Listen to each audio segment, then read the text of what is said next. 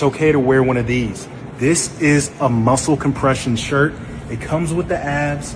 It comes with the lats right there. Okay. Take a look at the lats. It comes with the pecs. You got the pecs right there. Bro, if you wear this, you go out to eat, you go on a date, and you, let's say, the girl's like, hey, come over. Bro, the minute you take off your shirt, you're going to be embarrassed. As a man, doing this and putting something like this on just shows me that you're insecure about the way that you look. And instead of taking action, you rather just put on some fake shit to make it look like you actually did it. Bro, get your ass in the gym. No, do not wear this if you go out to eat. Do not wear this if you go on an event. Do not wear this if you go on a date. It's just going to lead to more embarrassment and you putting yourself in a position where you feel like, oh shit, what did I just do? So please, do not wear this. That is the worst thing you could possibly do for yourself. It comes with the delts.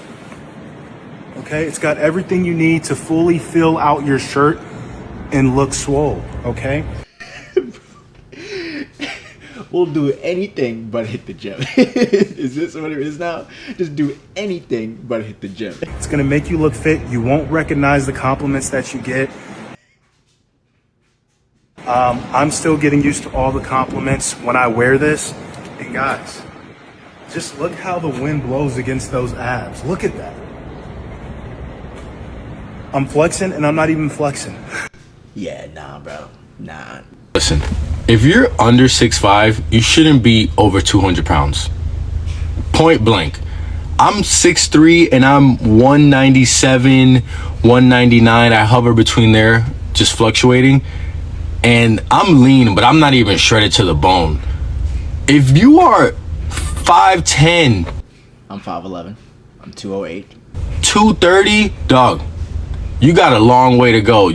So, how about all the NFL running backs that are 5, let's say 8 to 6 foot, all 230? And let's look it up. 5'10", oopsie, above, jeez, I can't type today, above let's say 25. How many are there? 5'10" active running backs. Let's look at this. Let's look at Saquon Barkley. 6 foot, 230, all muscle. What are we talking about here? What are we talking about here? Let's look at another one. Literally, like this. This is why I hate when people speak in absolutes. Because just because you're one way doesn't mean everybody else needs to be that way, bro. Let's look at one more person. Let's look at Aaron Jones. There we go. 5'10", 208, above 200 pounds. Literally right where I'm at. Let's look at Amir, 5'8", 203, all muscle. Derrick Henry, 6'2", 252.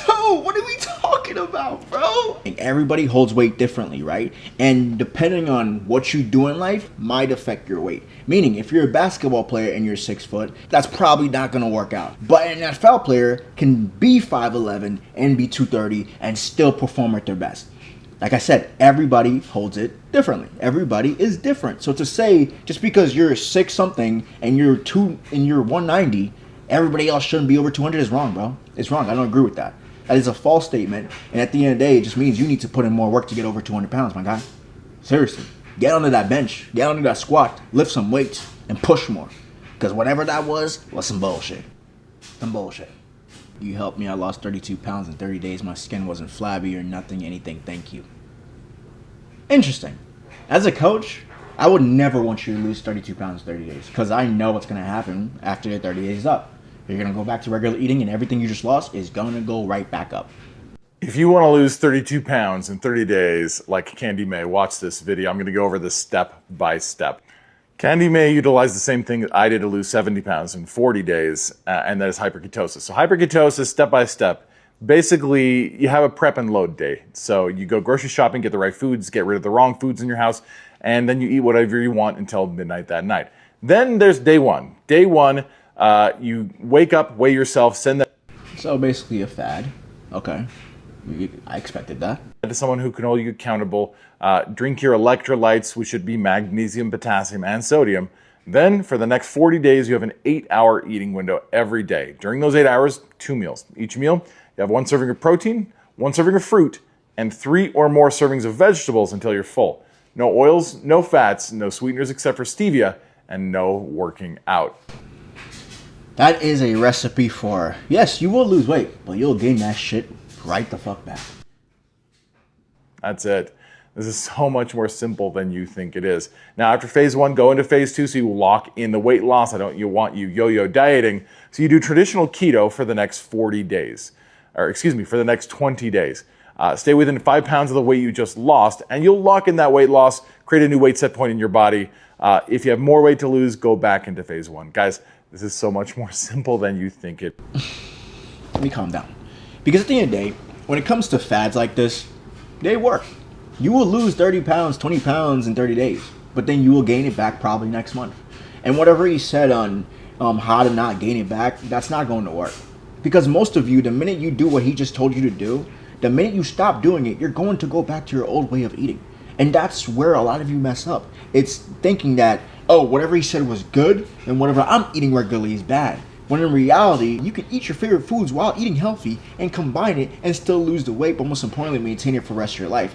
Everybody that's doing this will lose a few pounds and they will gain that shit back unless you stay on keto for 5, 10, 20 years, which is very unrealistic. It's unrealistic. Like this is where eating disorders happen. People say tracking creates eating disorders. No, these fad diets create eating disorders because you're literally categorizing food as good or bad. And the minute you look at a certain food, your brain goes bad, bad, bad, bad, bad, stay away from it. That is the worst thing you could do when it comes to your relationship with food.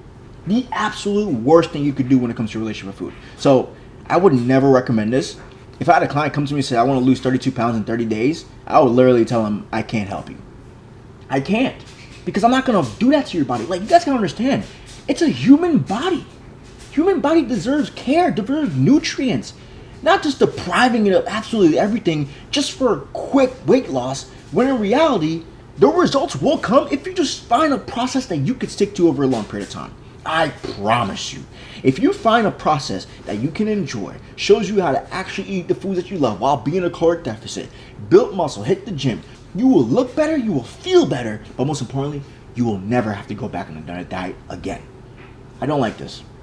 And the crazy thing is people are still going to keep doing it. You know, that's the human body. That's the human mind. People are just going to do things that are quick, fast. For example, GLPs, they're going to take the GLP, not knowing that's not necessarily going to fix the root of the problem. Because what happens when you can't afford the GLP anymore? What happens when the GLP, let's say, they get banned? Because there are some people right now that are trying to get GLPs banned. What happens when you do that? Exactly, you don't know. Because you're not creating a system. You have to create a system for yourself. Something that gives you structure, most importantly, makes you feel confident within your own body. I don't agree with this, man. But hey, people are going to do them, and that's the human mind. But let's go. Men hitting the wall. This should be interesting. I don't know what it is, but a lot of the men that I used to be attracted to, they don't got ugly as fuck.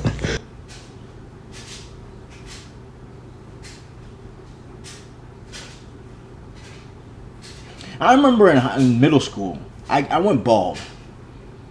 And my friends started calling me Little Bill. That's Little Bill right there. And they think you say that women hit the wall fast, but these niggas, they hit the wall fast. I'm talking about gaining weight, bare bellies, receding hairlines, and overall just not taking care of themselves. So if anything, it's really men that need to be in the fucking gym. Starting at... I do agree. I believe that every guy should be in the gym at least 1 to 3 times a week. It's not just for appearance, it's for your mental as well too. Because just working yourself, pushing yourself, doesn't only just help in the gym, but it helps in everything else in life as well too. A young age, these men need to get their asses in the gym. Because...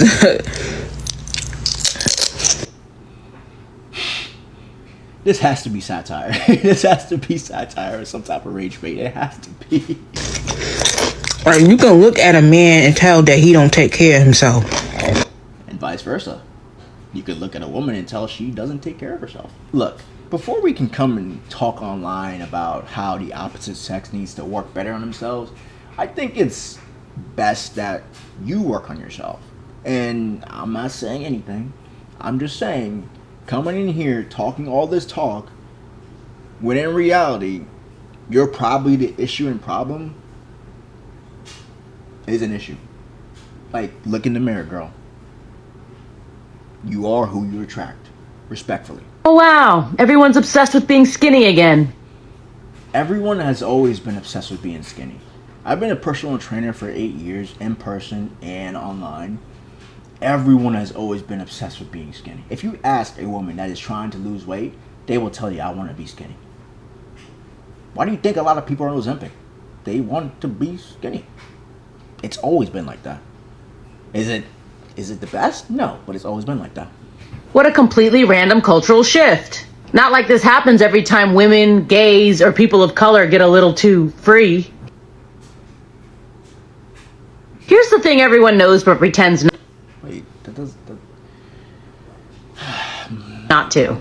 Eat reasonably well, facts, move your body, facts, live your life. facts, And then let your body be whatever the hell it is. not facts. Because at the end of the day, certain people want to look a certain way. If you want to look skinny, go for it. If you want to look jacked, go for it. If you want to be overweight, cool, go for it.